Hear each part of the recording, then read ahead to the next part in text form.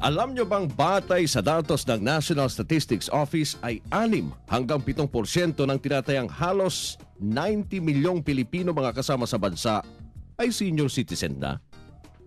Ako po si Rod Marcelino at welcome sa Radyo Mo sa Nutrisyon. Malusog na katawan, nutrisyon ang kailangan. Malusog na isipan, nutrisyon ang kasagutan. Para sa malusog na mamamayan, gusto nutrisyon ang katuparan.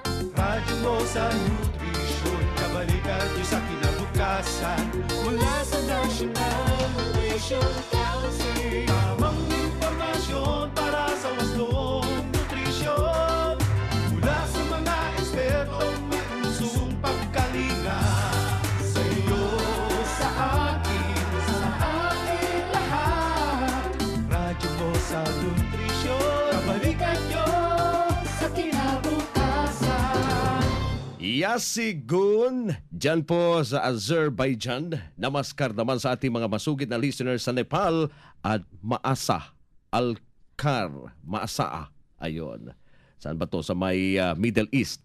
At Masantos yang Rem sa Always Fresh, Pleasant at maalalahaning Executive Director po ng National Nutrition Council. Walang iba po kundi si Health Assistant Secretary Bernie Flores. Ma'am Bernie, magandang hapon.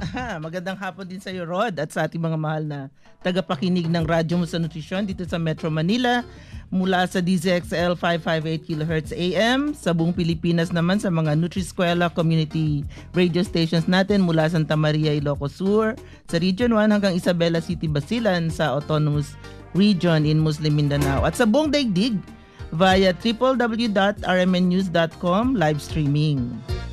Alam nyo ba mga kasama, marami pong natuwa sa ating nung naging paksa last Saturday sa nutrisyon para sa mga nakakatanda. Oo, Rod. Oo, kahit tapos na Ma'am Bernie ang ating programa, naku, at kahit pasado alauna na ay marami pa rin nagte-text, marami pa rin tumatawag at nagtatanong. Now, of course, agad na tinugon ng ating mahal na ASEC na si ASEC Bernie Flores Oo po nga, yung mga katanungan nila. Oo, actually hanggang pauwi na nga meron pa rin tayo, may Rod. nagte-text pa rin. Meron pa rin. So maraming salamat po sa ating mga dear listeners na sa inyong lubos na tiwala sa Radyo Mo sa Nutrisyon.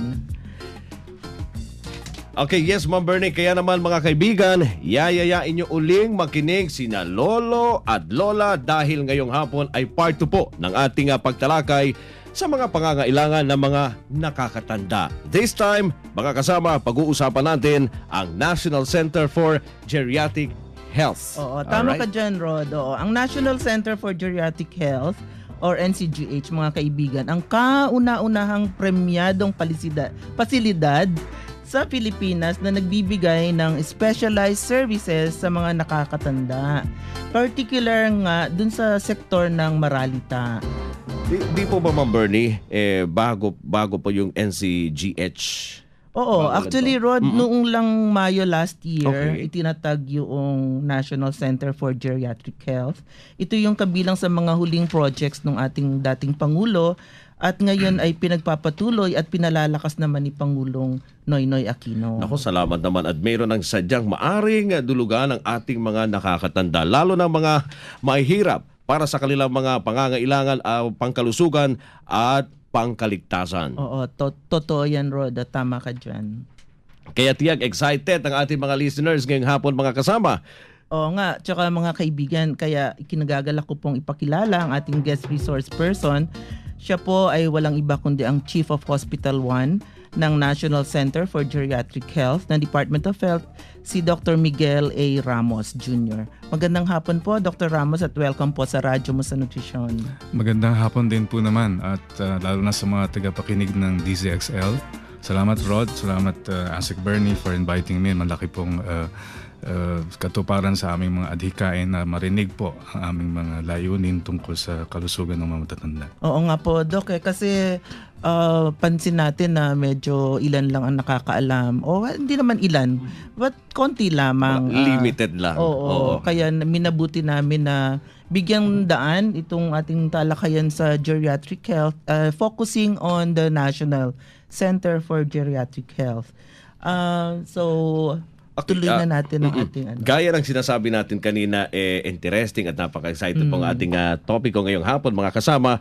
Abay, Doc, ano po ba ang mandato ng National Center for Geriatric Health? Yeah, una Rod, tama yung sinabi mo kanina na 7 to 8% na sa ngayon. Although it can be argued na bata pa ang populasyon ng Pilipinas, no? We are a young population with regards to our neighbor, pero according to the United Nations, pag dumating sa 7% ang porsyento ng nakakatanda sa isang bansa, ito is considered as an aging population. So isa pa, may ginawang study sa UP, NIH, National Institute of Health, na tumataas na rin ang ating active life expectancy, no? Or expected life expectancy. Nasa 72 sa female, nasa 70s or 69 sa male. So medyo hindi na maganda na, no? Marami nang tumatanda. Ang problema rito, yung tinatawag na active life expectancy. Ibig sabihin, ilang porsyento ba nung natitirang buhay mo yung active ka, yung kaya mo magtrabaho mag-isa, kaya gumawa ng mga gawaing bahay, ilang porsyento ba nung natitira mong buhay kailangan mo ng caregiver or parang napapabigat na ng buhay sa pamilya. No? Ang sabi dun sa statistics, sa datos ni Dr. Cruz, a good friend of mine, pagdating mo ng 60 years old, you're looking at, pag sa babae, 12 years or more, you have an average na makakarating ka. 12 to 15 years maybe. Kaya lang, mga 30% nung natitira mong buhay, kailangan mo na ng katulong. So, hindi na siya active. Hindi na siya active. You will have some form of disability. No? So, ibig sabihin talagang kailangan tong geriatric medicine. Kasi doon tayo papunta. Wala namang ibang pupuntahan kundi kamatayan. At kung siswertehin ka, tatanda ka muna bago ka mamatay. Pero kung gano'n ang outlook natin, that you will be spending some form of disability or experiencing some form of disability in a very, very large time nung iyong buhay na natitira, kailangan siguro dapat pagtuunan ng pansin. Kaya siguro tamang-tama lang na in-establish itong National Center for Geriatric Health. Kasi meron na tayong National Center for Pediatrics or Pediatric Center. Tamang-tama lang na magkaroon itong National Center for Geriatric Health. So ano pong mga services yung available sa National Center for Geriatric Sa ngayon po, siguro ang rason kahit kaya hindi namin masyadong binobroadcast pa kasi masyadong bata pa itong center. We started lang. May lang actually. There was a soft opening. Last year. So next start na rin yung construction. Matatapos na rin po ito. Nasa dulo na siya ng kanyang finishing touches. So right now, we have... tatlo po ang serbisyo namin simulang gawin ditong building na ito. Number 1 is outpatient. We conduct outpatient on a daily basis from 8 to 12. Tapos meron din kaming daycare. Meron kaming mga grupo ng mga matatanda. Daycare? Pambata lang naririnig. May Friday group kami na nagpupunta roon and they have their own activities, health promotions. And we do home visits or home care, no? Lalo na dun sa mga malalapit lang muna sa amin na hindi nakakapunta sa ospital or hindi na kayang dalhin ng kamag-anak. So we do visit them at home. So tatlo po, home care, daycare, and outpatient. Pero sa darating na panahon, ito po siguro baka next year we will do magiging full-blown na po yung aming operations. Lahat po ng mga serbisyo ukol sa matatanda o sakit na matatanda ay matatagpuan doon. Katulad ng dementia or Alzheimer's disease, meron kaming dementia clinic para maaga nating matuklasan kung meron bang problema sa kaisipan or memorya ating mga matatanda. Meron din kaming dementia ward. No, dito ilalagay yung mga specialist at saka yung mga kakaibang kailangan na gawin para tulungan ng mga may Alzheimer's disease. Isa yon sa serbisyo. We do have a hospice care. Ito naman yung mga end of life. No? We provide comfort care. We do have a rehabilitation, lalo na yung mga na-stroke or any form of disability. We have a rehabilitation unit. Meron din kaming incontinence clinic. No? Ito yung mga hindi na nakakapagpigil sa pag-ihi. Ito ay very common sa mga nagkakaedad. No? Yung mapapansin nyo pag naka-diaper, minsan mapanghi sila habang naglalakad. No? Ito po ay napakilaking issue pag kayo ay nagkaedad na. Aside from that, we have a falls prevention clinic Kasi dito, False yung prevention, yung hip fracture. Oo. No? Isa ito Matumba sa mga... o madulas. Opo. Oo. Ito napaka-importanting problema. Pag nagkakaedad, marami na po kaming na-operahan because of fractures.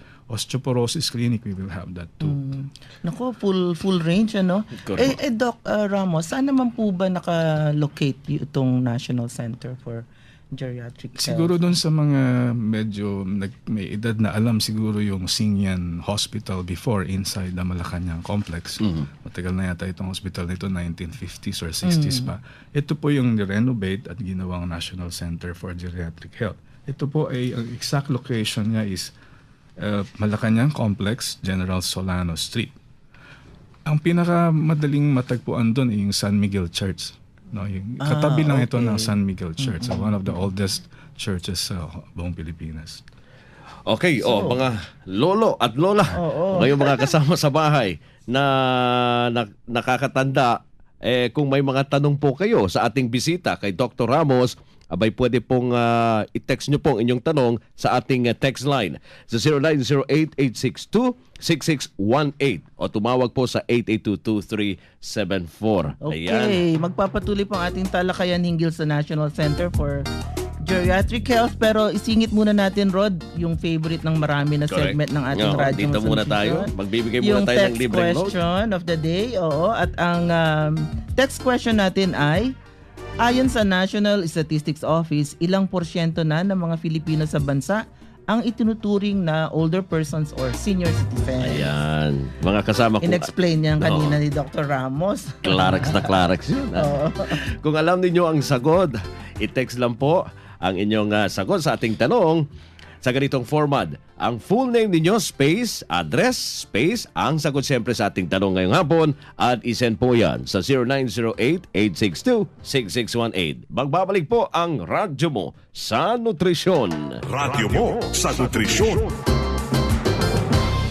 DZXL at Radyo mo sa Nutrisyon. Isinusulong ang nutrisyon at kalusugan ng milyong Pilipino. Radyo mo sa Nutrisyon. Tuwing Sabado, alas 12:30 hanggang 1:00 ng hapon.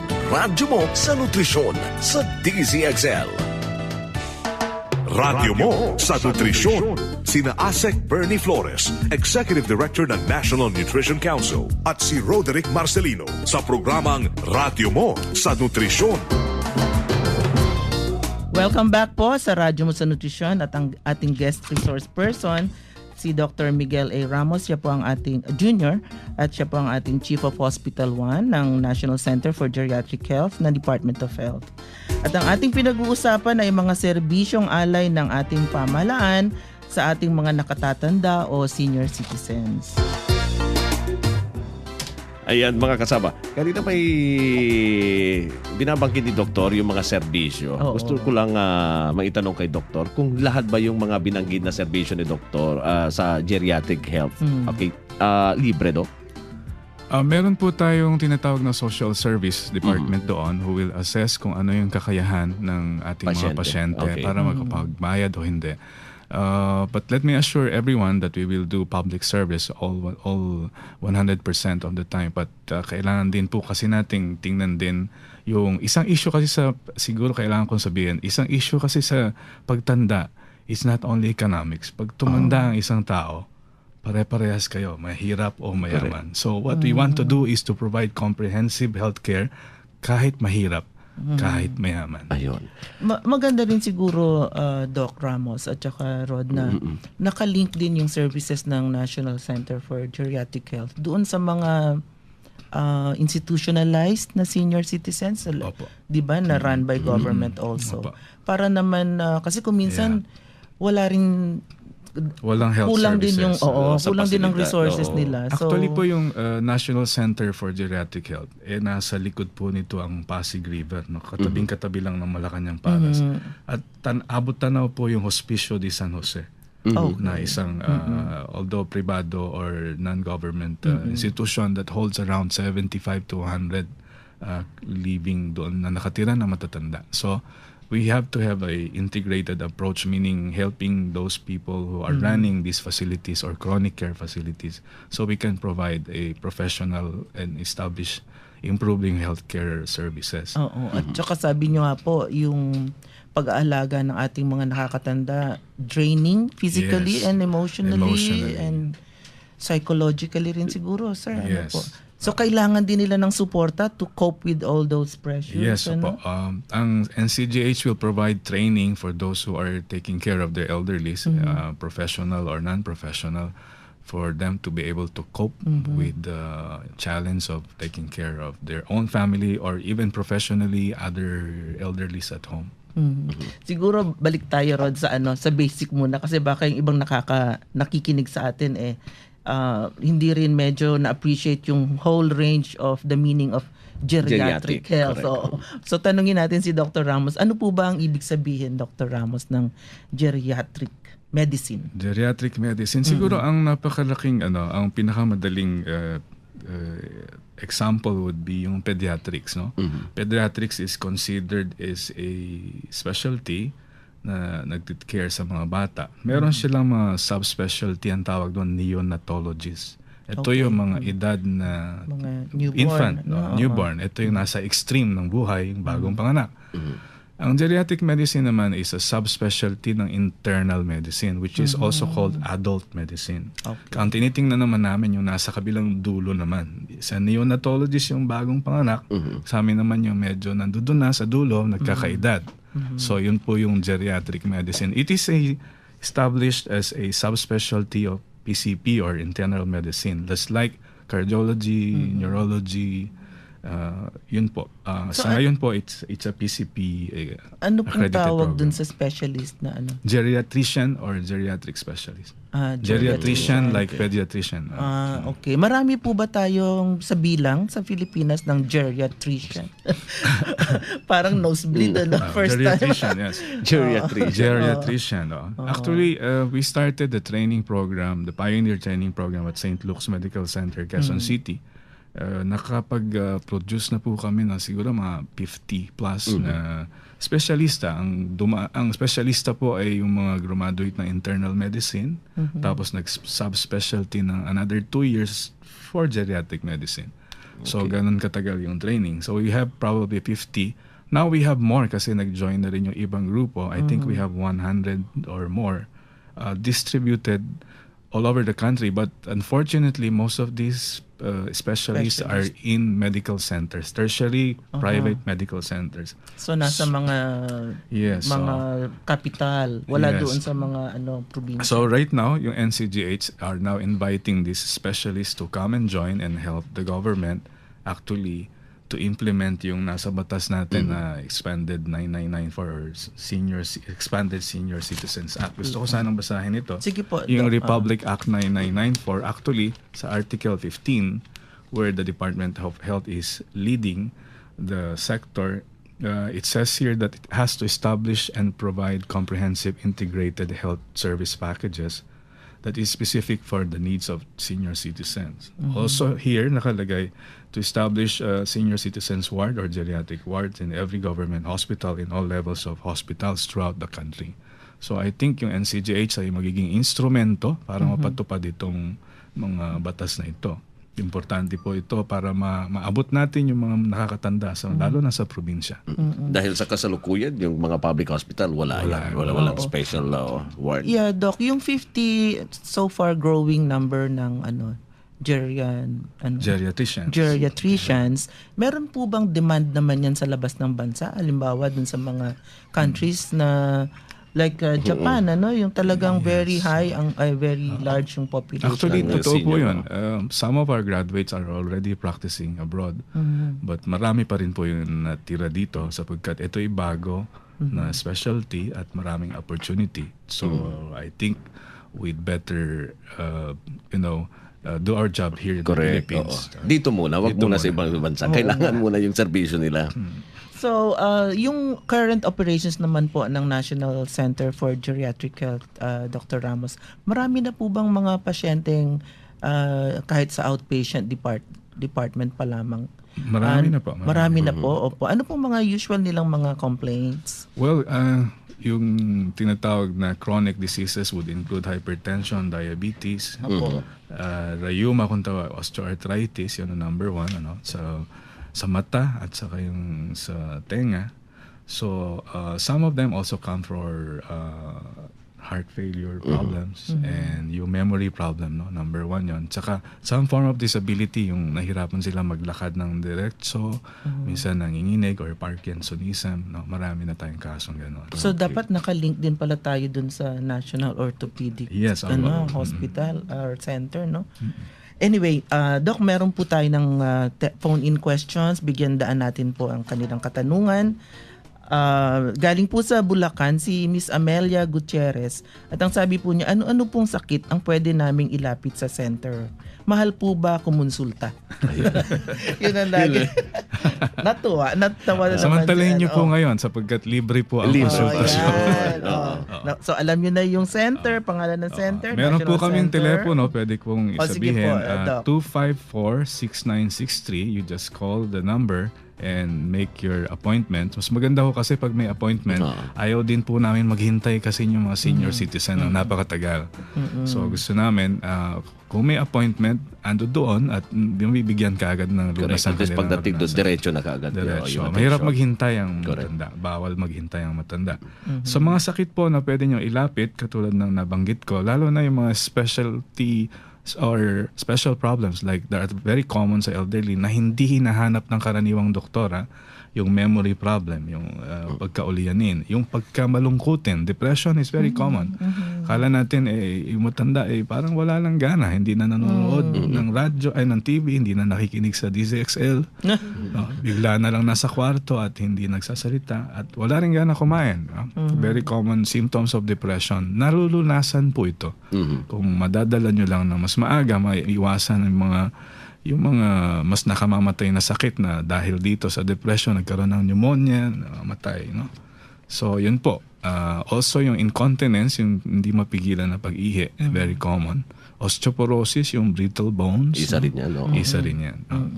Isa pa pong katanungan, Dr. Ramos, dito naman galing kay June Sarata ng Obando, Bulacan. At ang sabi po niya, saan po ba nabibili itong panggamot sa Alzheimer's or dementia? Pwede ba itong sabihin dito? Yung capsule? Hindi.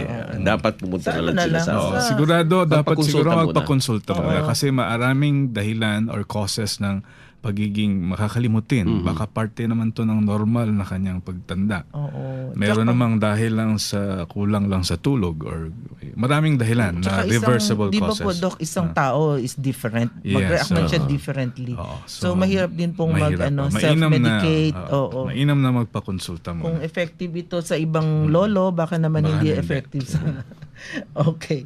So, balik po tayo dun sa ating discussion. So, meron po bang balak ang ating pamahalaan, Dr. Ramos, na magtayo ng mga sangay o mga tawag doon, mga mga centers Geriatric din centers. sa ibang parte ng bansa? I think meron po sigurong direksyon na papunta roon kasi ito po ay hindi maiiwasang pangyayari, no? Ang tinatawag na lahat po tayo kasi tatanda So lahat po talaga papunta roon ang ating pag-iisip kung paano i-improve ang services para sa ating nakatatanda.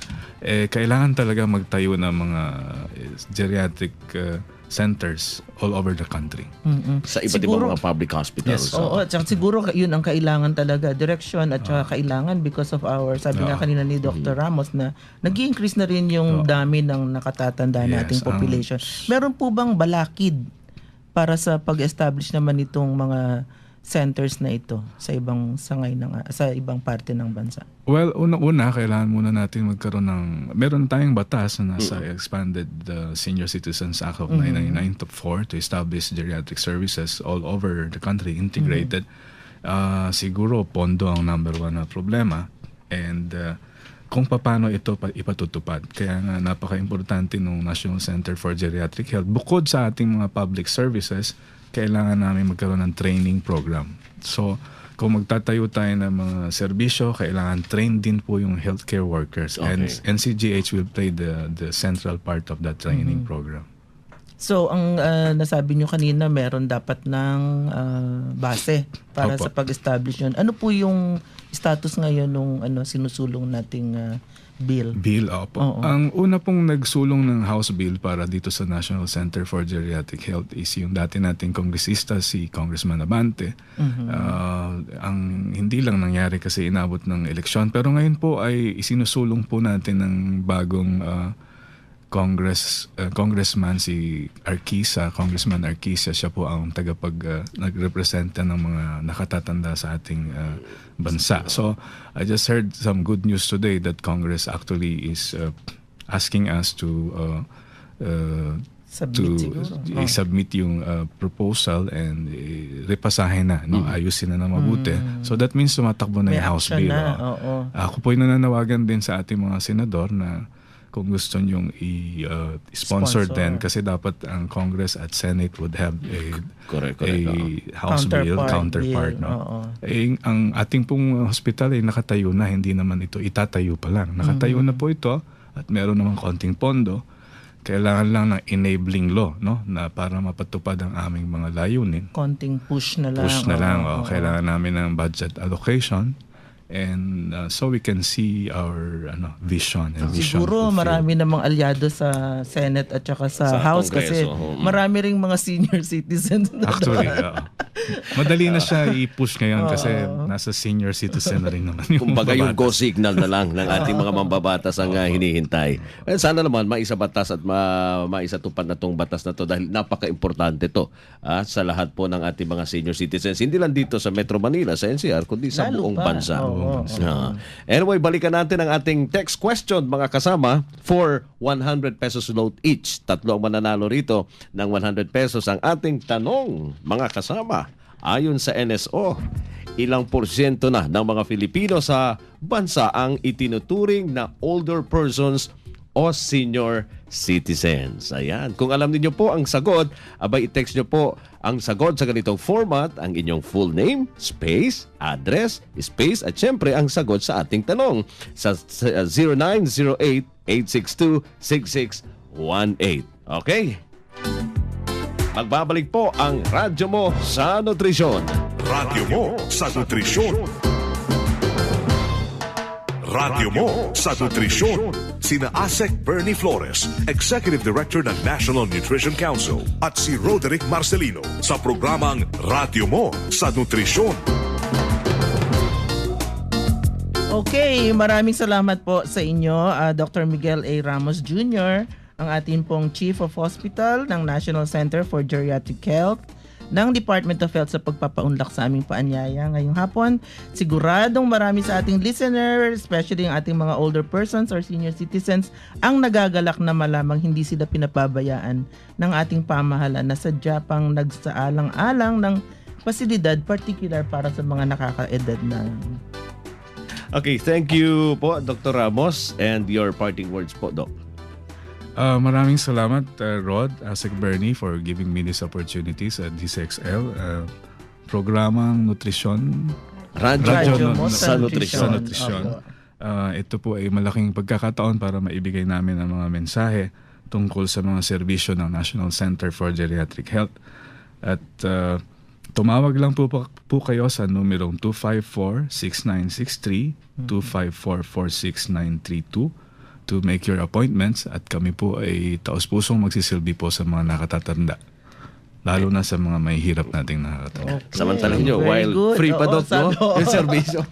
Okay, maraming salamat po, Dr. Ramos. At samantala, narito na ang listahan ng ating text question winners.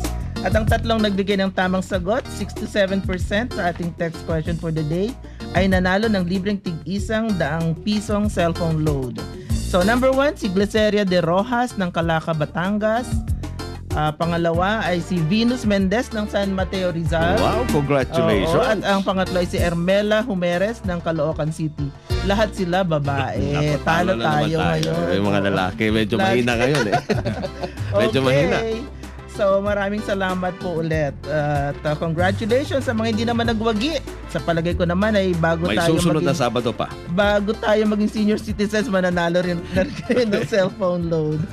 Maraming salamat mga kaibigan sa inyong palaging pagantabay sa Radyo Mo sa Nutrisyon. Thank you so much muli sa ating bisita na si Dr. Miguel A. Ramos Jr., Chief of Hospital 1, National Center for Geriatric Health and Department of Health. At salamat ng marami sa inyo mga dear listeners sa DZXL 558 kHz at viewers sa www.rmnnews.com. Lagi po kayong makinig sa Radyo Mo sa Nutrisyon tuwing Sabado, 12:30 to 1 p.m. Pwede nyo rin kaming maging friends sa Facebook. Hanapin lang po ang Radyo Mo sa Nutrisyon, i-click lang po yung like at friends na tayo. At kung nais nyo mapakinggan muli ang ating naging programa ngayong hapon at mga nakaraan, punta lang po kayo sa www.youtube.com/Radyo Mo sa Nutrisyon. At tandaan mga kasama, dito po sa Radyo Mo sa Nutrisyon, bubusogin namin kayo sa impormasyon. At sisiksikin namin kayo ng mga tip tungkol sa tamang nutrisyon. At tutulungan namin kayong iwaksi ang mga maling gawaing kumukontra sa mabuting kalusugan. Bastang nutrisyon, impormasyon. Solusyon po yan mga kasama sa positibong aksyon. Tandaan, malusog na katawan, malusog na isipan para sa malusog na mamamayan. Ang inyo pong lingkod, Asek Bernie Flores. Ako naman po si Rod Marcelino, kaming inyong mga kabalikan sa kalusugan at wastong nutrisyon. Dito sa Radyo Mo sa Nutrisyon. Malusog na katawan, nutrisyon ang kailangan. Malusog na isipan, nutrisyon ang kasagutan. Para sa malusog na mamamayan, gusto nutrisyon ang katuparan. Radyo Mo sa Nutrisyon, kabalikan niyo sa kinabukasan. Mula sa National Nutrition